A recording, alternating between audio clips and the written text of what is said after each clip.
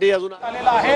आणि एवढंच नाही तर ज्या ठिकाणी पांजरपोळ आहे, ज्या ठिकाणी व्यवस्था आहे, अशा ठिकाणी देशी गाईच्या चाऱ्याकरता मदत करण्याचा निर्णय देखील राज्य सरकारने घेतलेला आहे। देसी गाय ये हमारे किसानों के लिए एक वरदान है और हमने इसीलिए ये दर्जा देने का निर्णय लिया है। और साथ में हम लोगों ने जो हमारे यहाँ पर पांजरपोळ होते हैं वहाँ पर भी जो देसी गौ माता है उसके परिपोषण के लिए, उसके चारे के लिए मदद करने का फैसला किया है। सर आज महत्वपूर्ण अनुसूचित मेळावा पार पडलेला आहे। संविधान बदलाचा जो नरेटिव्ह विरोधकांकडून सेट केला जात होता तो नरेटिव्ह कुठेतरी फोडण्याचा प्रयत्न केला होता, काय सांगा सर, काय झालं?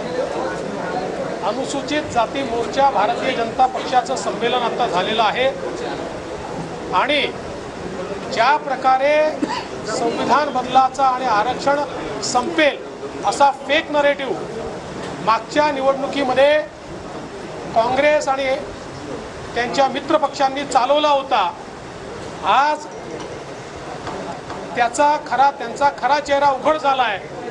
राहुल गांधींनी अमेरिकेमध्ये जाऊन आरक्षण संपवण्याचं जे स्टेटमेंट केलं त्यातनं यांचे खरे दात काय आहेत, यांचा खरा चेहरा काय आहे हा समोर आलेला आहे।